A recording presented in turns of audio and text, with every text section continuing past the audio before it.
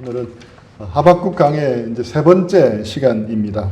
하박국서 내용 전체를 다 아우를 수 있는 한 구절을 뽑으라고 하면 바로 오늘 본문인 이 구절을 뽑을 수가 있습니다.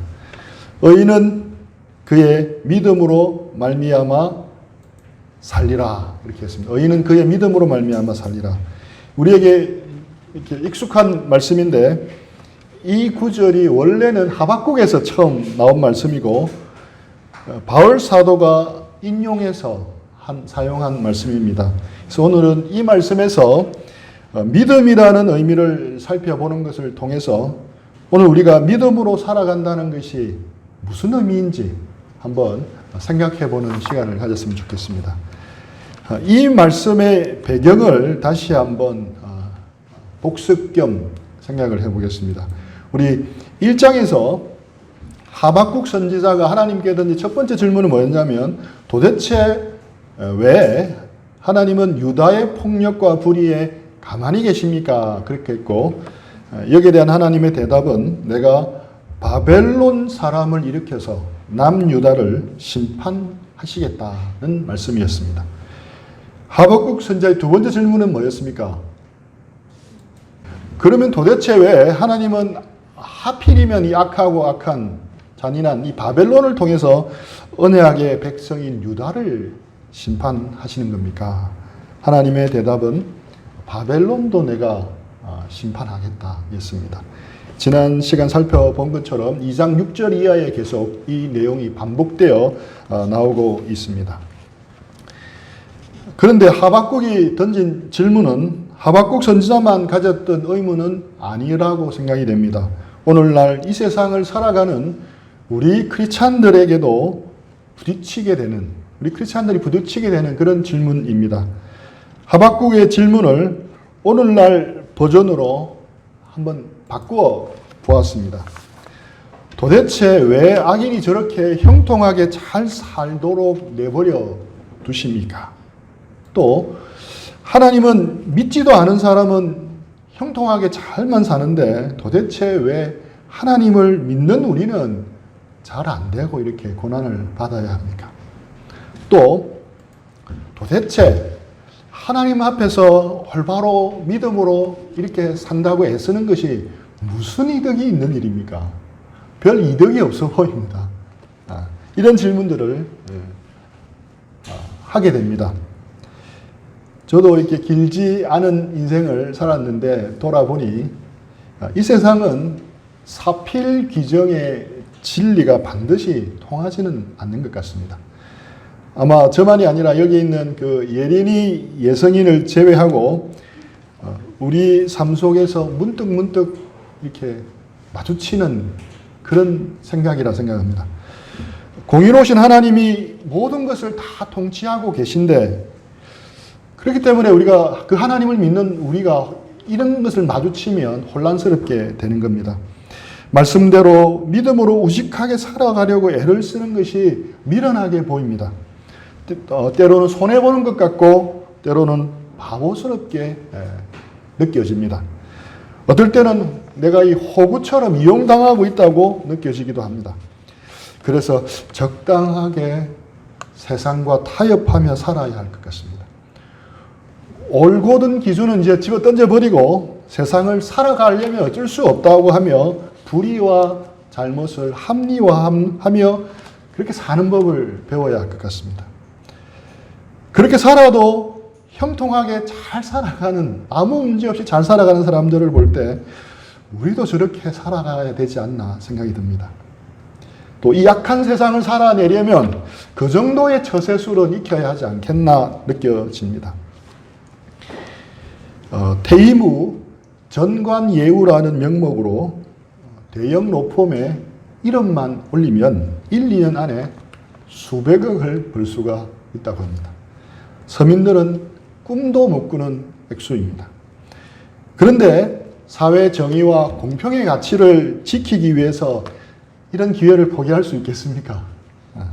분명히 그 옳은 일이지만 이걸 포기한다는 건 결코 쉬운 일이 아닙니다.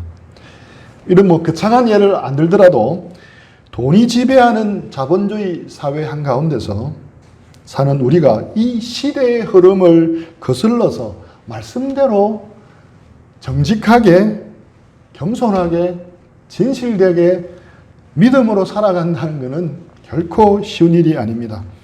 세상에서 살다 보면 줄 잘 서고 기회주의자처럼 행동을 잘한 사람들은 기세등등하고, 오히려 신앙의 양심을 따라 성실하게 살아가려는 사람들은 오히려 더 어렵게 살아가는 듯한 것을 많이 느낍니다. 악인이 잘 되고 형통한 걸 보면 속이 상합니다. 대조적으로 신앙의 양심을 따라 믿음으로 산다는 우리의 삶은 때로 초라해 보이기도 합니다. 이럴 때 하나님에 대해서 우리가 의문이 들기 시작하는 겁니다. 하박국과 똑같은 의문입니다.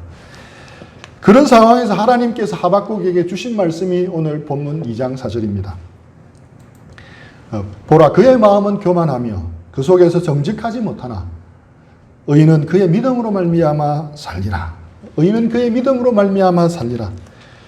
이제 이 말씀이 이런 배경 속에서 나왔는데, 이게 신약에도 나왔잖아요. 신약이 어디에 나오는 구절이 있습니까? 네. 바울이 전한, 복음을 전한 로마서에 나옵니다. 이 로마서 1장 17절에 보면, 복음에는 하나님의 의가 나타나서 믿음으로 믿음에 이르게 하나니 기록된 바 오직 의인은 믿음으로 말미암아 살리라. 이렇게 로마서 1장 17절에 나오고, 갈라디아서에도 한번 인용되고 히브리서에도 또 한번 인용이 됩니다. 이 구절은 대단한 영향력을 끼쳤던 구절입니다. 이 한 구절이 당시로는 엄청난 세력을 가졌던 그 중세 가톨릭의 부패에 대항해서 생명을 걸고 종교개혁을 일으키게 했던 도화선이 됐던 그 말씀입니다. 로마서 1장 17절에 기록된 바라고 되어 있는데, 여기서 알 수 있듯이 이건 구약을 인용한 겁니다. 오늘 본문인 하박국 2장 4절을 인용해서 이 말씀을 하고 있는데, 이것을 염두에 두고 그러면 하박국 2장 4절에서 나오는 믿음이 무엇인지를 찾아보면, 그러면 이 믿음을 잘 알 수 있다고 생각합니다. 여기서 믿음이라고 번역된 히브리 원어는 에무나입니다. 에무나. 하박국 2장 4절에 오직 의인은 믿음으로 살리라 할 때, 믿음은 이제 히브리어로 에무나인데, 어떻게 하면 잘 외울 수 있을까 생각을 하다가 예성이가 학교에서 사슴벌레를 분양을 받아서 교회에 가져왔습니다. 효림이가 이 사슴벌레 집게를 가리키면서 예성이에게 묻습니다. 오빠, 얘 무나. 잘 이해되십니까? 네. 에무나는 충성, 신실함, 진실함 이런 뜻을 가진 단어입니다. 신약에서 사용되는 이 믿음이라는 단어는 헬라어로 피스티스인데, 이것이 구약에서 사용된 이 에무나를 번역한 단어입니다. 그래서 지금 우리가 일반적으로 생각하는 믿음과 개념이 조금 다릅니다. 신약 성경 저자들이 믿음이라는 단어를 사용할 때 우리의 문화의 개념에서 믿음이라는 단어를 사용하는 게 아니라 구약에서 말하는 믿음의 개념을 가지고 이야기하고 있는 겁니다. 그래서 구약의 이 에무나가 무엇을 의미하는지 살펴보면 성경에서 말하는 믿음이 정확하게 뭔지를 알 수가 있는 겁니다. 그렇다면 이 에무나가 처음으로 사용된 것이 어디냐면 출애굽기 17장 12절입니다. 누가 한번 읽어주시겠습니까? 모세의 팔이 피곤함에 그들이 돌을 가져다가 모세의 아래에 놓아 그 위에 앉게 하고, 아론과 훌이 한 사람은 이쪽에서 한 사람은 저쪽에서 모세의 손을 붙들어 올렸더니 그 손이 해가 지도록 내려오지 아니한지라. 네. 출애굽기 17장에 보면 출애굽한 이스라엘 백성에게 큰 어려움이 찾아옵니다. 아말렉의 강력한 군대가 공격을 해온 겁니다. 이때 하나님은 모세에게 전투는 여호수아에게 맡기고 너는 산으로 올라가서 기도하라고 하십니다. 아말렉과의 전투에서 모세가 한 일은 하나님을 향해 기도의 손을 든 손을 내려오지 않게 버텨낸 일뿐이었습니다. 그럼 이 말씀에서 그러면 에무나가 어디에 서였겠습니까? 내려오지 아니한지라. 이게 에무나입니다. 모세의 팔이 승리할 때까지 내려오지 않은 것이 에무나입니다. 그러니까 이 에무나는 이처럼 끝까지 버텨낸다는 의미를 가지고 있습니다. 그래서 에무나에는 버팀, 충성, 신실함, 진실함, 확실함 이런 뜻이 포함되어 있습니다. 이 에무나에 대한 개념이 조금은 이제 느낌이 올 것 같습니다. 자, 에무나의 그 동사형은 에무나는 우리 신약의 믿음으로 번역되어 있는데 이게 피스티스인데 동사형은 아만입니다. 아만. 그리고 우리가 가장 잘 아는 히브리어 중에 하나가 아멘입니다. 아멘이 히브리어입니다. 이 아멘이란 동사가 이 아만에서 나왔습니다. 그래서 우리가 기도할 때 아멘이라고 하는 뜻이 뭐냐면 진실로, 참으로, 이해, 옳다, 진리 이런 뜻을 가지고 있습니다. 예수님께서 내가 진실로 너희에게 이르노 이렇게 자주 말씀하셨잖아요. 그때 표현된 그 진실로가 아멘입니다. 예수님이 아멘 아멘 하면서 말씀하신 겁니다. 또 이 에무나의 동사형 아만에서 진리를 뜻하는 에메트라는 단어가 나왔습니다. 그래서 에무나, 아만, 아멘, 에메트는 마치 그 예린이 예성이 글자 돌림이 있듯이 같은 형제 자매로 분류되는 단어입니다. 이 에무나는 주로 하나님의 성품을 표현할 때 쓰였습니다. 시편 33편 4절에 보면 여호와의 말씀은 정직하며 그 행사는 다 에무나하시도다. 진실하시도다. 이렇게 말씀하고 있습니다. 또 시편 89장 1절에 보면 내가 여호와의 인자하심을 영원히 노래하며 주의 성실하심을 내 입으로 대대히 알게 하리이다. 이 성실하심이 에무나입니다. 그래서 우리가 믿는 하나님은 에무나의 하나님입니다. 성실하시고 진실하시고 신실하신 하나님을 표현할 때 쓰였던 단어가 에무나입니다. 정리하자면 의인은 그 믿음으로 말미암아 살리라 했을 때 그 믿음은 에무나인데 그 의미는 바로 계속 신실함, 성실함, 버팀, 진실함 그러니까 지속성이 포함되어 있는 거고 꾸준한 의미가 포함되어 있는 겁니다. 그러니까 성경에서 말하는 믿음은 일회적인 게 아닙니다. 어떤 결단을 말하는 것도 아닙니다. 결단은 믿음의 출발은 될 수가 있지만 그 자체가 믿음이라 보기는 어렵습니다. 또 믿음은 지적인 동의도 아닙니다. 하나님이 존재한다는 것을 지적으로 동의한다고 그것이 믿음은 아닙니다. 이런 지적인 동의를 믿음으로 친다면 귀신들도 구원을 받아야 합니다. 왜냐하면 이런 것들은 귀신들도 지적으로 동의하기 때문입니다. 예수님이 하나님의 아들이라고 시인한 귀신도 마귀도 그러면 구원받는 겁니까? 아니잖아요. 그죠? 성경에서 말하는 에무나는 이처럼 신실함, 진실함, 그 다음에 성실함으로 이렇게 나타나야 하는 겁니다.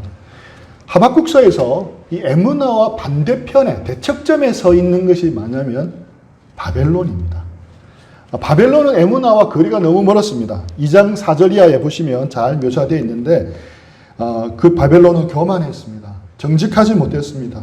탐욕스러웠고 그것을 위해서 사람을 해치는 일까지 서슴지 않고 했습니다. 힘을 가진 자로서 마음껏 폭력을 휘둘러 원하는 것은 다 얻어냈습니다. 그들은 정복자로서 그칠 것이 없었고 형통했습니다. 가는 곳마다 전쟁에 이겼고 성공했습니다. 하나님이 말씀합니다. 그들이 부럽냐? 너희도 그렇게 살고 싶으냐? 그때 하나님 하신 말씀이 보라 그의 마음은 교만하며 그 속에서 정직하지 못하나 의인은 그의 믿음으로 말미암아 살리라. 아니다. 의인은 에무나로 살아야 한다고 이렇게 말씀하신 말씀이 이 말씀입니다. 에무나해야 한다. 성실해야 한다. 진실해야 한다. 정직해야 한다. 이렇게 말씀하는 겁니다. 우리가 흔히 생각하는 믿음의 개념과 조금 차이가 있습니다. 그런데 여기서 의문이 하나 생길 수가 있습니다. 조금 복잡한데 그냥 편안하게 들으시면 됩니다. 의인은 그의 믿음으로 말미암아 살리라고 했는데 여기서 말하는 그의 믿음은 누구의 믿음을 의미하는 거겠습니까?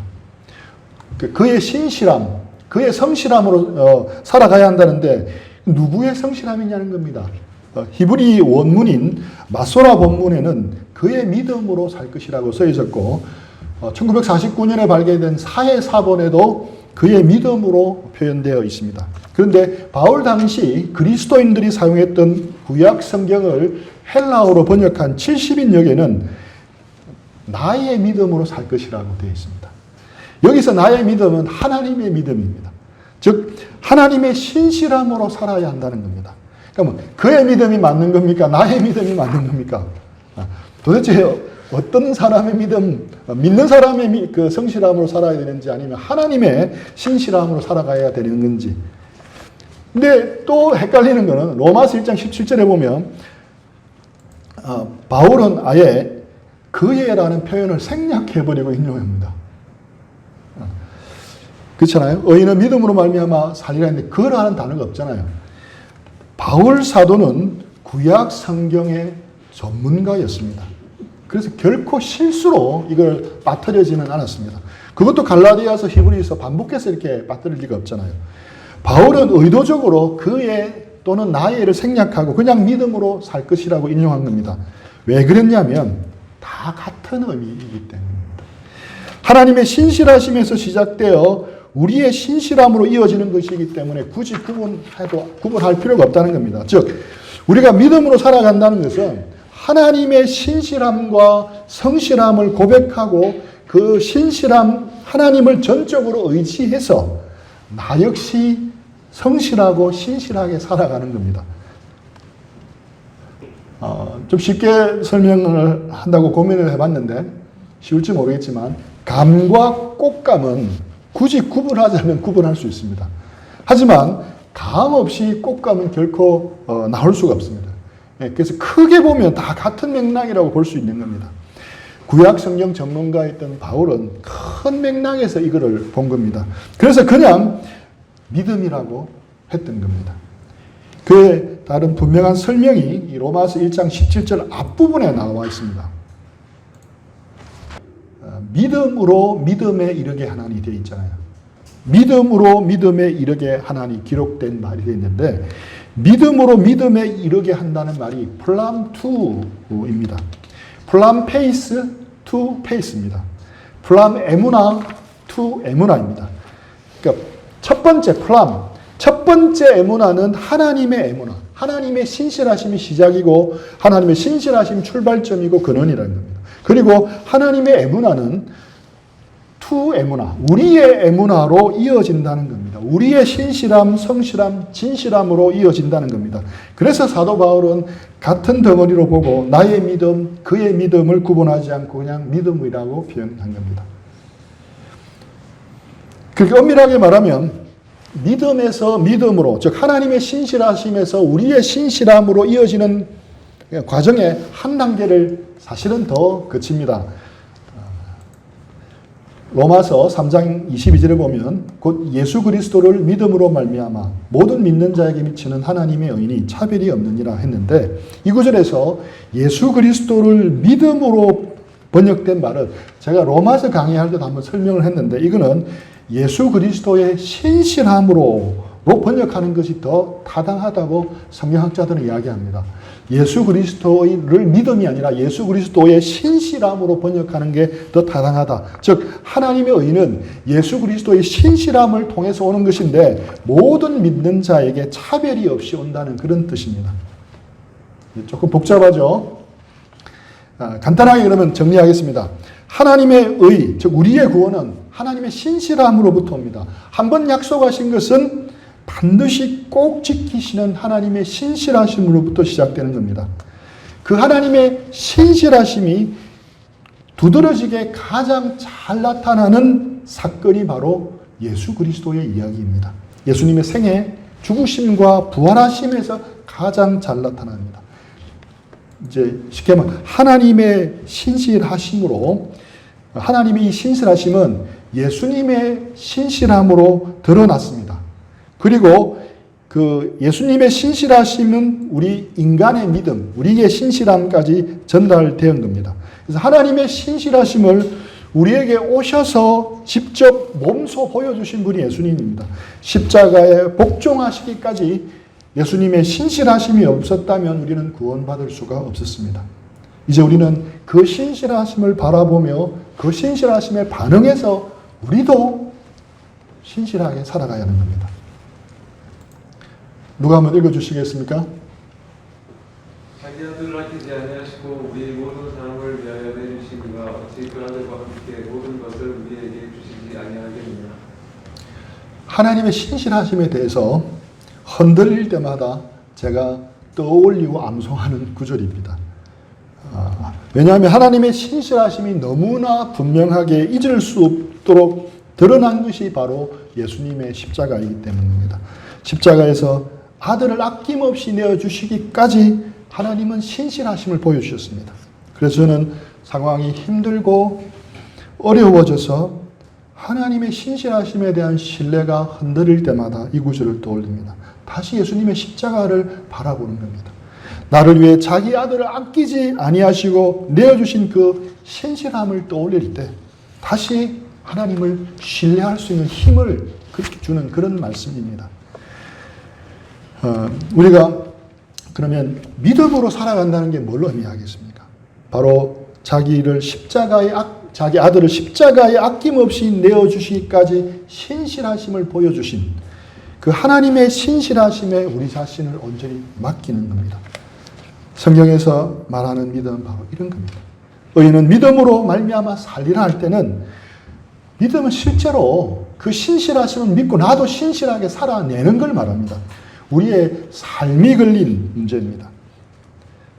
성경에서 말하는 믿음은 애무라고 했는데 이거는 그 말처럼 신실함, 충성, 버티고 인내하는 그대로 살아가는 겁니다. 하나님의 사랑이 내 마음에 충만하다고 내가 느끼더라도 또 성경을 통해서 하나님의 사랑과 은혜를 깨닫고 이해한다 하더라도 예수님의 부활하심을 안다 하더라도 내가 하나님을 위해서 내 삶을 헌신하고 드리겠다고 결단해도 실제로 그렇게 살아내지 못하는 그런 삶은 성경에서 말하는 믿음의 삶은 아니라는 겁니다. 그리스도인이 믿음으로 살아간다는 실제 삶을 이야기하는 겁니다.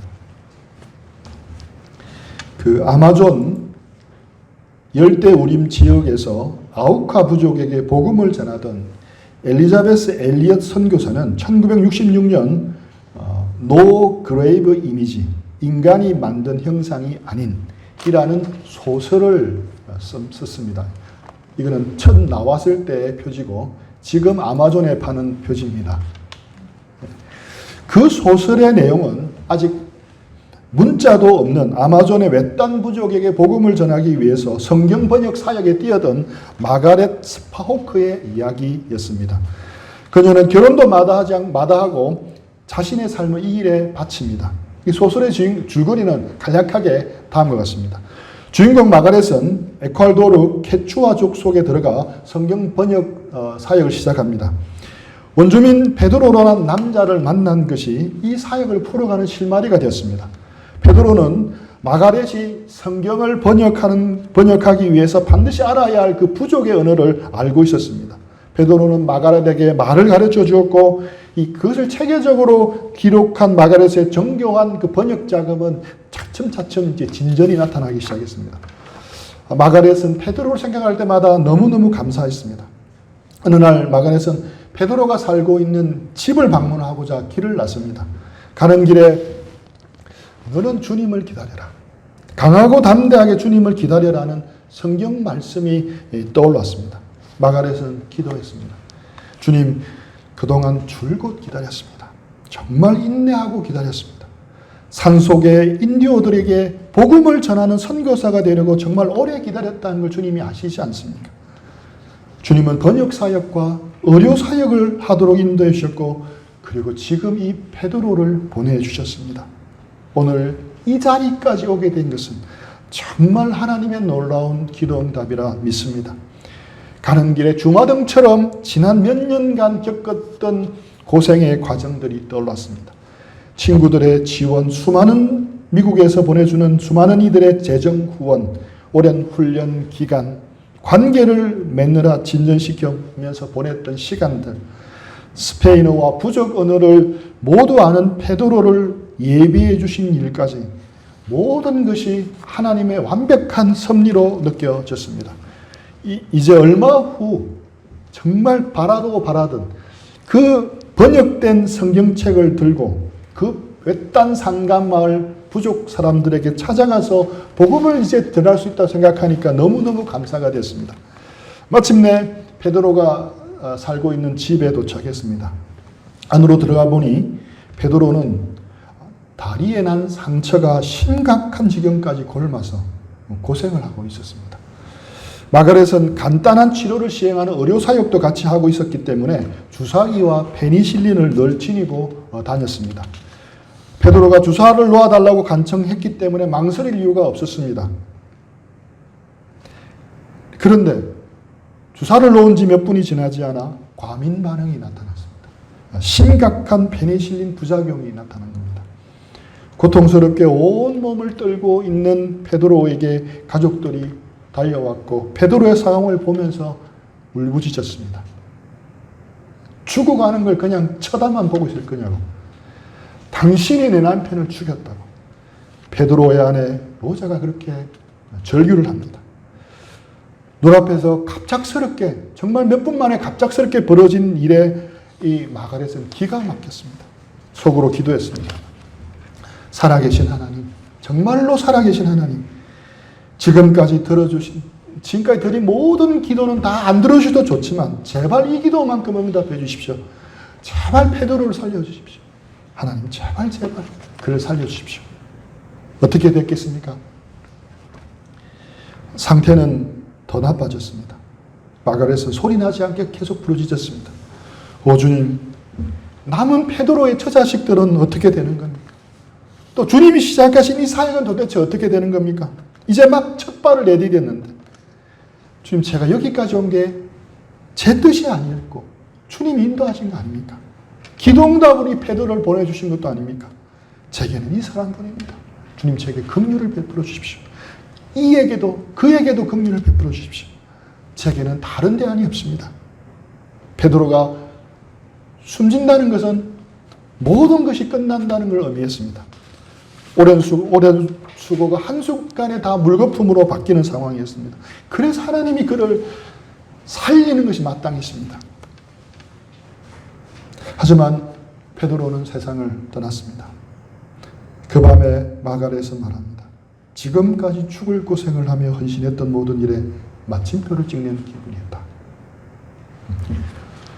소설이 이렇게 끝나면 안 되겠죠. 소설은 반전이 있어야 되는데, 하지만 이 소설은 반전 없이 그렇게 마무리됩니다. 어떤 극적인 반전도 나타나지 않았습니다. 마가렛은 베드로의 무덤가에 서서 자신에게 물었습니다. 그럼 하나님은 어떻게 된 거지? 하나님은 분명 내가 너와 함께 하겠다고 말씀하셨는데 이런 상황에서 하나님은 나와 함께 하시는 건가? 하나님이 베드로를 죽게 하셨어. 하나님이 나를 통해서 베드로를 죽게 하셨어. 숨이 막힐 정도로 도저히 이해가 되지 않아. 그런데 하나님은 지금 나더러 그래도 하나님을 예배하고 경배하라고 하시는 건가? 도무지 이해할 수가 없다. 그때 마가렛 마음속에 들려온 답은 그렇다였습니다. 이 소설의 저자 엘리자베스 엘리엇은 후에 설명하기를 마지막 페이지에 이 책의 전체를 관통하는 핵심 구절이 있다고 말합니다. 하나님이 그저 내 공범 수준이라면 그분은 날 배신한 것이 분명하다. 하지만 그분이 정말 하나님이시라면 그분은 날 자유롭게 해주셨다. 엘리자베스 엘리엇은 이 소설의 제목에 나오는 인간의 형상이 무엇인지를 설명해 줍니다. 인간이 만든 형상이란 인간이 늘 그래야 한다고 여기는 방식대로 움직이시는 하나님을 가리키는 겁니다. 인간이 만들어낸 하나님입니다. 짝퉁 하나님, 모조품 하나님, 미니어처 하나님입니다. 인간의 지혜와 저마다 가지고 있는 자아가 투사되어 만들어낸 가짜 신이라는 겁니다. 그런 식으로 움직이는 하나님은 우리의 공범이라는 겁니다. 우리가 바라는 일을 해내는 존재일 뿐이라는 겁니다. 만일 그 하나님이 우리의 기대와 다르게 행동한다면 그런 하나님은 우리에게는 해고 대상일 뿐입니다. 하지만 마지막 대목에서 결국 마가렛은 깨닫습니다. 스스로 세운 계획이 물거품이 되면서 인간이 만든 형상이라고 말할 수 있는 모조품 하나님은 산산조각이 났습니다. 거짓 신들이 박살이 난 겁니다. 그리고 난생 처음으로 자유로워져서 인간이 만든 형상 같은 하나님이 아니라 참 하나님을 예배하고 경배할 수 있었다고 고백합니다. 자기 힘으로 애썼던 부질없고 소모적인 노력에서 벗어나서 비로소 자유해졌다라고 말합니다. 이 소설이 출판되어 나오자 미국 사람들의 반응은 어떻겠습니까? 복음주의적 크리스찬들 가운데는 세상 사람들과 마찬가지로 이 책의 내용을 부정적으로 보는 사람들이 많았습니다. 심지어 어떤 크리스찬 독자들은 엘리엇에게 편지를 보내서 강력하게 항의하기도 했습니다. 간절하게 기도하면서 거룩한 하나님의 뜻을 이루기 위해서 온 인생을 헌신한 여인에게 하나님은 결코 그런 일을 허락하지 않을 거라는 겁니다. 우리가 믿는 하나님은 그런 하나님이 아니라고 항의를 했습니다. 어느 유명한 복음주의 목회자는 올해의 기독교 책 리스트에 내가 당신의 책을 빼버렸다라고 엘리엇에게 대놓고 이야기하기도 했습니다. 하지만 엘리엇은 말합니다. 그 마가렛의 이야기는 픽션이 아니고 넌픽션이라고 말합니다. 허구가 아니라 사실은 자기 이야기라고 말합니다. 그리고 실제로는 그 소설보다 훨씬 더 험하게 전개되었다고 말합니다. 소설의 저자 엘리엇은 성경 번역 선교사로 남아메리카에서 사역을 했는데 거기서 현지인 마사리오라는 인물을 만납니다. 마사리오는 하나님의 기도 응답으로 만나게 된 소중한 사람으로 성경 번역 사역 전체를 좌우할 열쇠가 되는 사람이었습니다. 그는 스페인어와 부족 언어를 모두 거침없이 구사할 수 있는 유일한 사람이었습니다. 성경 번역 선교사인 엘리엇에게는 희망과도 같은 존재였습니다. 하지만 그는 속절없이 살아되고 말았습니다. 총을 맞고 현장에서 숨을 거둔 겁니다. 그 땅의 성경 번역 사역은 그렇게 한순간 완전히 멈춰버렸습니다. 그뿐만 아닙니다. 엘리엇이 살던 마을에 홍수가 났고 강도까지 들어서 몇 년 수고해서 힘을 다해 번역해 놓은 파일까지 다 훔쳐가 버렸습니다. 여기까지는 소설의 내용과 비슷합니다. 그런데 그것이 끝이 아닙니다. 엘리자베스는 짐 엘리엇과 결혼을 합니다. 짐 엘리엇은 우리가 잘 아는 선교사인데 아마존 열대우림 깊은 곳에 문명을 등지고 사는 호전적인 원주민 아우카 부족에게 복음을 전하러 나섰던 5 선교사들 가운데 하나였습니다. 어느 날 저녁 부부는 나란히 앉아서 찬송을 부릅니다. 주님 품에 쉽니다. 내 방패 되신 주님, 나를 지키시는 주님. 이튿날 남편 짐 엘리엇 선교사를 포함한 5명의 젊은 선교사들은 밀림으로 들어갔습니다. 그리고 거기서 외부인을 한 번도 만난 적이 없었던 아우카 부족의 한 무리를 만나는데 성공합니다. 그리고 그 다음날 소식이 두절되고 말았습니다. 그들의 행방이 사라지자 수색에 나서게 되는데 많은 크리스찬들이 신실하신 하나님이 이런 아내와 아이들을 남겨두고 있는데 불행한 일은 결코 허락하지 않을 거라고 장담을 했습니다. 그런데 현실은 그렇지가 않았습니다. 그들 5명의 젊은이들은 모두 아우카족의 창에 찔린 채 처음 내려준 그 강가에서 죽은 채로 발견되었습니다. 이 영광의 문이란 책에서 엘리자베스는 이 선교사들의 죽음을 설명합니다. 그는 구름 사이로 언뜻 비추는 희망의 빗줄 같은 것은 그런 것을 가지고 눈앞의 현실을 정당화하지 말라고 권합니다. 우리는 흔히 순교자들의 피는 반드시 선교의 미랄이 된다고 알고 있습니다. 많은 사람은 간단한 이런 방정식을 떠올리려고 합니다. 5명이 죽었으니까 몇 배의 아우카 크리스찬들이 생기라는 그런 식입니다. 남편을 잃은 그녀는 단호하게 말합니다. 그럴 수도 있습니다. 하지만 아닐 수도 있습니다. 그것은 하나님만이 결정하십니다.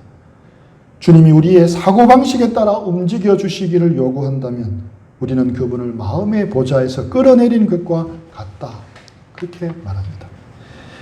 엘리자베스 엘리엇의 모든 작품에 관통하는 한 가지 주제는 이해할 수 없는 상황에서도 여전히 하나님을 신뢰하는 것입니다. 하박국 2장 4절의 그 내용과 똑같은 주제입니다. 이것이야말로 하나님을 인간이 만든 다른 형상이 아닌 진짜 하나님으로 대접하는 자세라고 말합니다. 엘리자베스 엘리엇은 말합니다. 수없이 많은 세계를 사라지지 않게 붙들어준 두 손이 꼼짝하지 않고 십자가에 못 박히셨다. 바로 우리를 위해 그 하나님을 믿을 수 있겠는가? 여러분은 그 하나님을 믿을 수 있겠습니까? 자기 아들을 아끼지 아니하시고 내어주신 그 신실하신 하나님, 여러분은 신뢰할 수 있겠습니까? 그 하나님의 신실하심을 믿고 상황이 어떻든지 간에 신실함을 따라 살아갈 수가 있겠습니까? 엘리자베스 엘리엇은 남편을 잃은 몇 년 후 남편을 창으로 찔러 죽인 아우카족에게 다시 홀로 선교하러 갑니다. 그 자세한 이야기는 창끝이라는 엔드 오브 스피어라는 창끝이라는 책과 영화로 확인할 수가 있습니다. 말씀을 마무리하겠습니다. 도대체 왜 악인이 저렇게 형통하게 잘 살도록 내버려 두십니까? 하나님을 믿지 않는 사람은 형통하게 잘만 사는데 도대체 왜 하나님을 믿는 우리는 이렇게 어려움이 많고 고난이 많습니까? 도대체 하나님 앞에서 믿음으로 산다는 것이 무슨 이득이 있습니까?